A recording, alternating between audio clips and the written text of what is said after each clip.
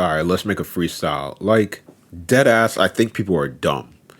Like, if you think about what people do and what people say, it doesn't really add up. You know what I mean? Like, I'm sitting here kind of pissed off about the whole Tom and Dory thing.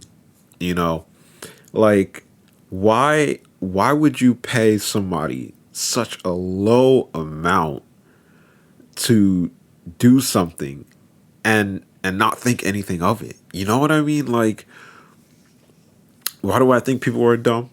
Because what makes you get up in the morning? You know, what makes you do things and what gets you going?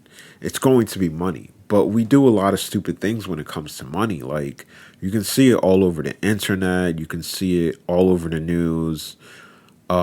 We genuinely don't know what we're doing, and it's causing problems. Like, a big debate that we have right now is about gun policies, and should we allow people to have guns, or should it be an illegal thing? Should we only allow certain people to have guns, or should it be outlawed altogether?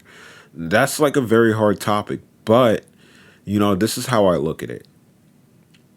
Without guns, we wouldn't know how to patch up human beings from the the damage. But if that wasn't around, there you go, you patched up a human being from that damage. Now they won't get shot if it's not around whatsoever. But if it is around, we have to push our boundaries to figure out, okay, this is how we fix a gun wound. This is how we get a person back to 100% after a gun wound. Like, it goes in like that, and everything that you think of goes like that. That's how a person thinks. To them, everything is a scientific equation. Like, if I do this, what equal and opposite reaction will I get from it? And that has a lot to do with weed. And I talk about weed a lot because that's one thing that I'm very passionate about. I just wrote something, and it was talking about how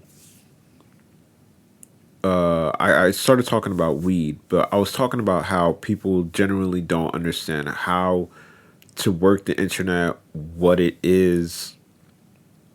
I talked about how people are like animals, and I backed it up by saying our first thought with everything is to play with it.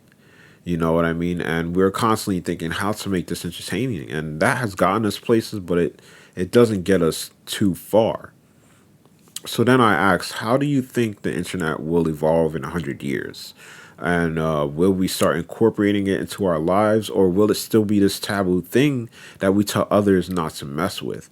Because when you think about it, it's kind of like the iRobot type of mentality. It's like, oh, I got screwed over by a robot. I'm never going to trust a robot again. We need to go back to the way it was.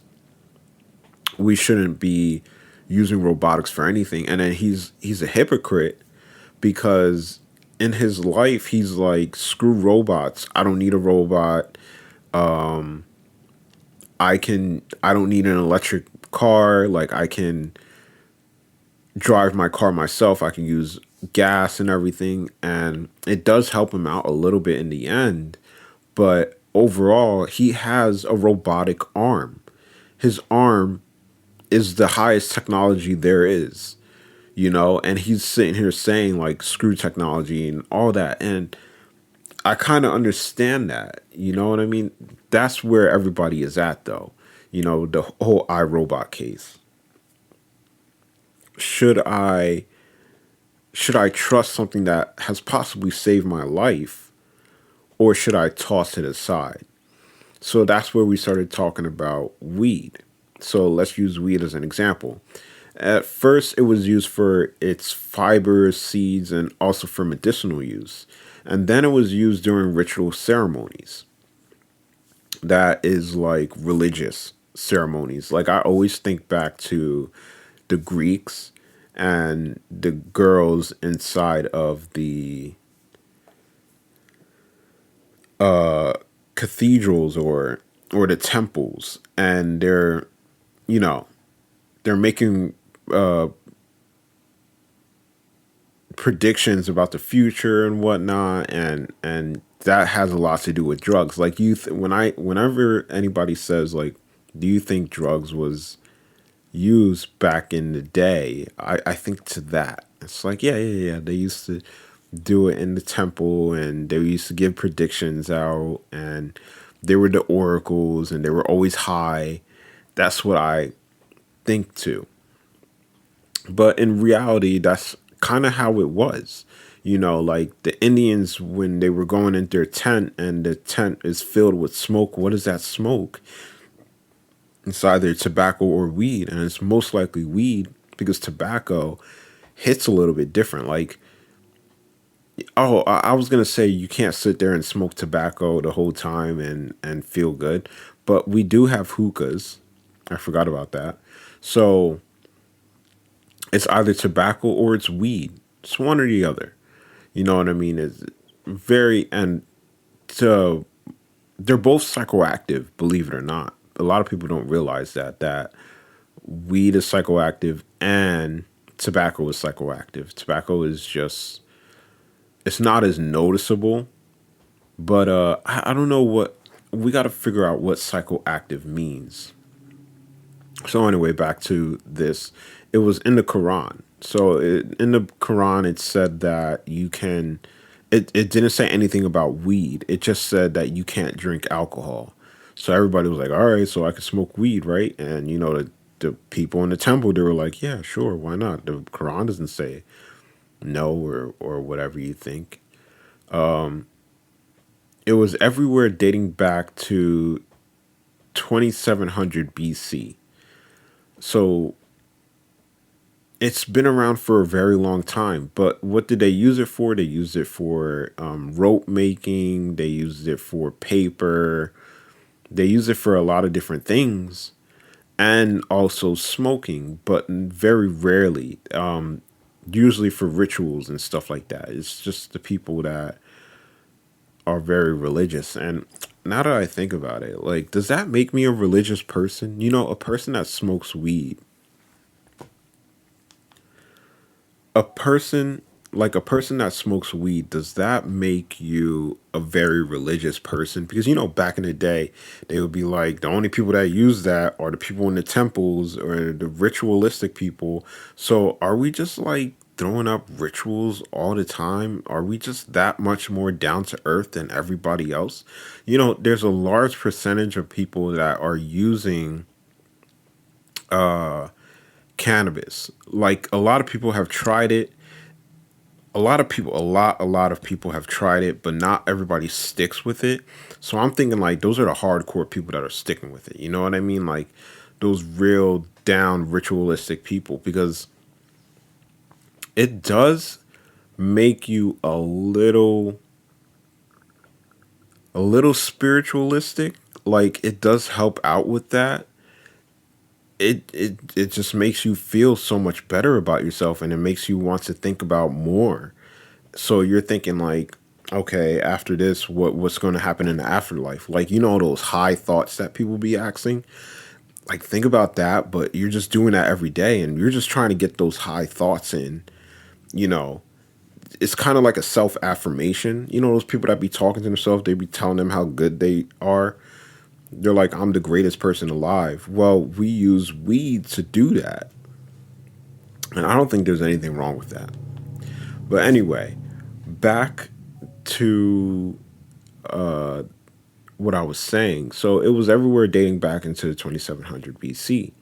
And in the 20th century, it was made illegal. Then in the 21st century, it's been legalized in some places, but still outlawed in many places. So you're probably asking, like, what are you getting at? The point that I'm getting at is that when we don't know or understand something, we villainize it and we try to hide it away. That's a typical human thing. I don't even think it's human, because I don't even think I can call myself human, because You know, when they say don't go into the dark, scary room, there's the boogeyman is in there, and I'm the one that's going to walk up in there, meet the boogeyman, get nightmares from seeing the boogeyman for the rest of my life, but then being like, I think that you guys should see the boogeyman too. That's genuinely how it goes. We make light about it. We never really try to learn. This is I see this all the time with people in the church. You know what I mean? Like they they're always like God can take care of it, and you're like God can't take care of this. If and they're like no, miracles do happen, and you're just like, this is he lost his legs, he will never walk again. You know what I mean? Like not in this lifetime. And it's like, no, no, no, God will make him walk one day. And it's just like, bro, what are you talking about? So like that's making light of the situation. It's like never really taking any responsibility for what's happening in front of you. Like, are you a realist, or are you a spiritualist, or are you a religionist? I think that's how it should be put down, because I said spiritualist and I was like, wait, I'm spiritual. Like that's not what I mean. But like I think I'm a little more than spiritual, because I don't even really know what spiritual means. Like when my friend says it, she's like, "Are you religious?" And I'm like, "No, I'm not religious." And then she's like, Are you spiritualistic?" And I'm like, "Yeah, I guess I am." You know what I mean?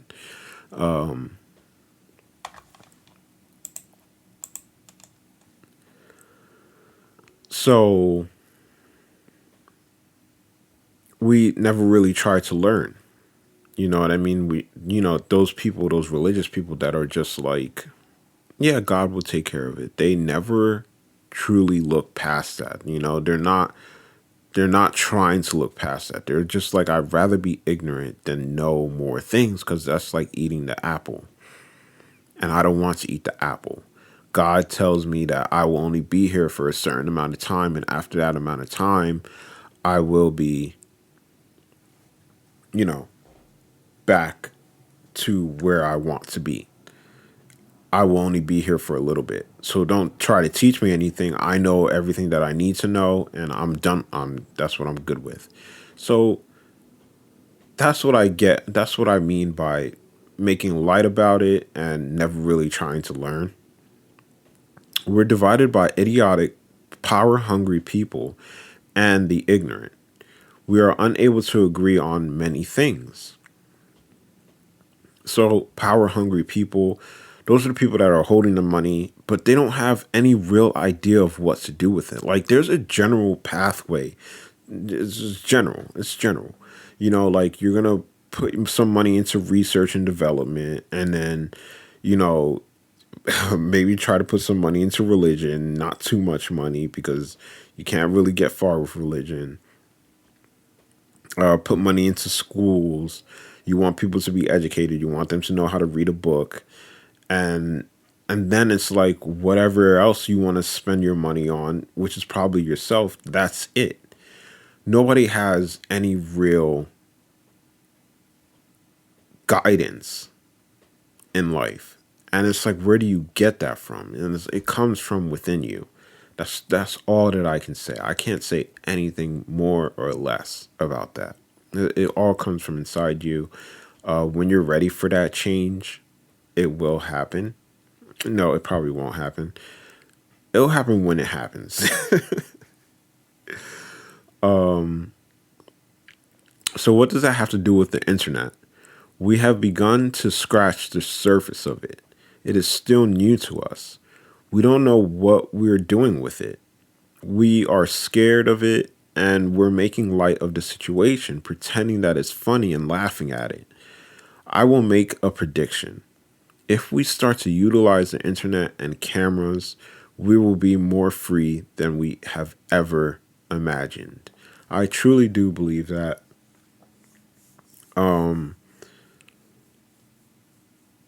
There's some things that you want to hide, but it's better if they come out to light.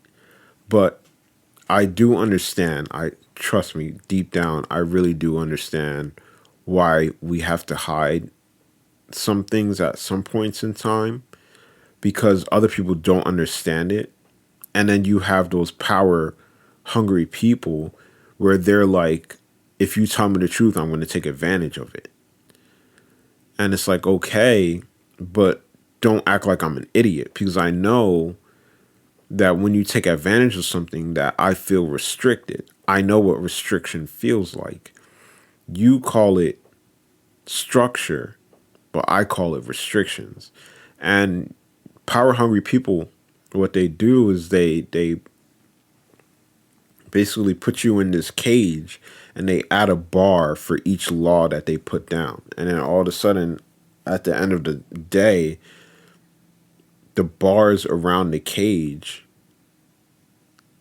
are so tight that you can barely see outside. You can barely see any light. You're just completely hidden from the world. And that's what they want from, because that's what they've learned. You know what I mean? Like, you have a bunch of money, hide it.